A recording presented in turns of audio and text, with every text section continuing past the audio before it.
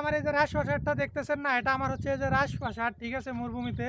এটা নিয়ে আমি একটা ভিডিও বানাইছিলাম, আপনারা সবাই অনেক পরিমাণ সাপোর্ট করছেন, আপনাদেরকে অসংখ্য অসংখ্য ধন্যবাদ। ঠিক আছে, এটা হচ্ছে গিয়ে আমার কাছে মরুভূমিতে রাজপ্রাসাদের মতোই। তো ওই ভিডিওটাতে হচ্ছে গিয়ে অনেকে অনেক ধরনের প্রশ্ন করছেন, ঠিক আছে। অনেকে বলতেছেন যে ভাই আপনি যে রাজপ্রাসাদে থাকেন, ঠিক আছে, মরুভূমিতে যে একা একা থাকেন, আপনার কি ভয় করে না?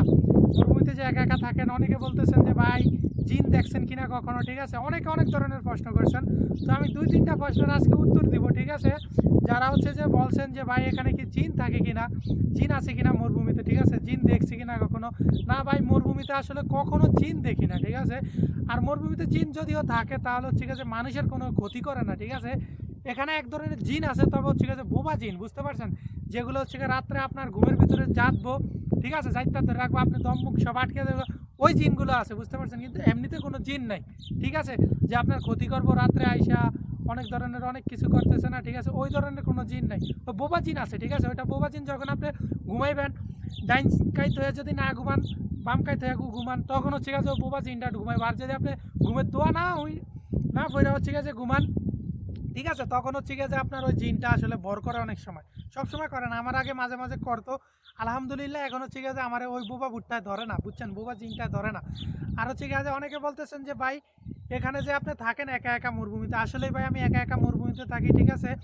এই রুমে হচ্ছে গিয়ে যে আমার কোনো এসি নাই, কিচ্ছু নাই, ঠিক আছে। এই যে এখন গরমের দিন আইসা পড়ছে, গরমের দিনে ভাই অবস্থা পুরাই খারাপ, ঠিক আছে, এমনিতেই থাকতে হয়।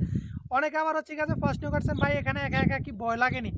এখানে ভাই একা একা রাত্রে ঠিক আছে প্রচুর পরিমাণ ভয় লাগে, ঠিক আছে। আমি যখন নতুন আসছিলাম তখন আমি এটার ভিতরে যখন রাত্রে ঢুকতাম, ঠিক আছে, রাতে আমি বেরই হইতাম না, ঠিক আছে, এমন একটা অবস্থা। যখন আস্তে আস্তে আমি এখানে থাকতে থাকতে থাকতে থাকতে আমার আর কি একটু অভ্যস্ত হয়ে গেছি, এখন আর কি মোটামুটি একটু ভয় করে না। তবে ভয় করে কখন, যখন রাত্রে অপরিচিত কোনো লোক, ঠিক আছে, যে আমার ফোন না দিয়ে আসে বা আমি চিনি না, অপরিচিত লোক যখন কোনো কেউ মাদ্রার ভিতরে আসে, তখন আসলে আমার কাছে অনেক ভয় লাগে যে ভাই কে না কি হয়ে যায়, কি না কি হয়, ঠিক আছে, এই জন্য একটু ভয় লাগে, ঠিক আছে।